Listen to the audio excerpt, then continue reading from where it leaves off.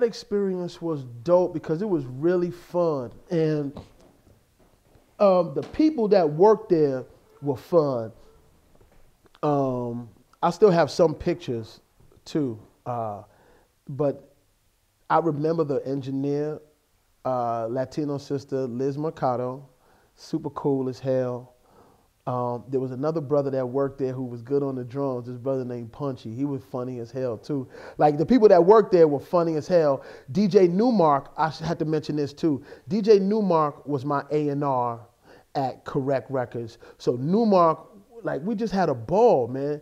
Also on Correct Records, people don't know, David Banner was signed to Correct Records with, he used to be in a group called Crooked Letter. And they had a deal with Correct Records. So we would talk all the time, but he was all the way in Jackson. You know, it was hard to get something done together, and Andy C worked with them.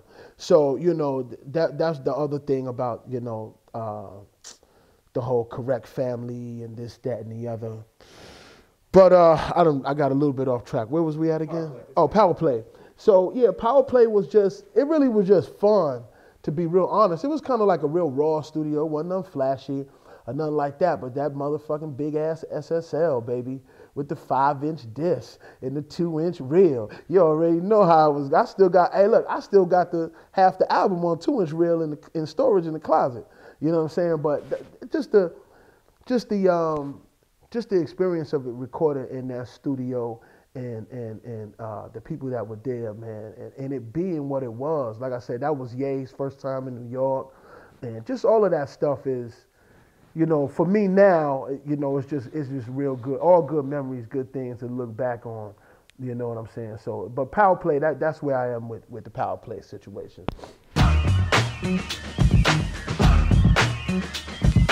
So Correct ended up filing for bankruptcy because I think of a sexual harassment case, some shit like that. I think somebody worked there, was trying to sue them or some shit like that.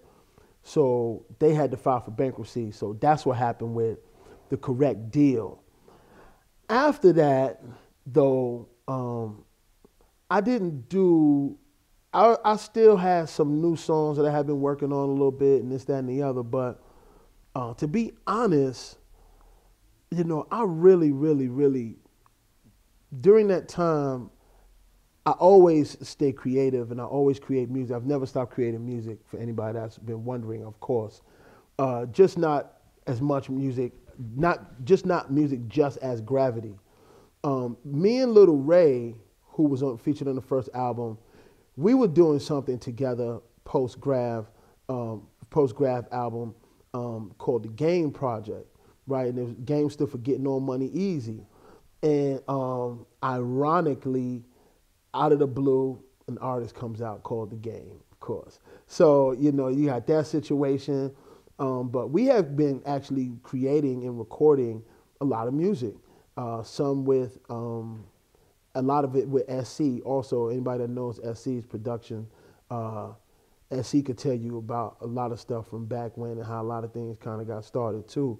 So that situation was going down, but in the midst of all of that, I really started getting a reputation on the inside for writing music, for writing a lot of different type of songs, like R&B joints, pop joints, alternative joints, you know what I'm saying? So cats that worked behind the scene like that, they knew I was getting down a little bit. And so I really I grew a love for the candidness of that side of the game. And then anybody that knows me also knows I've been doing voiceovers for television and radio since before I even had a record deal.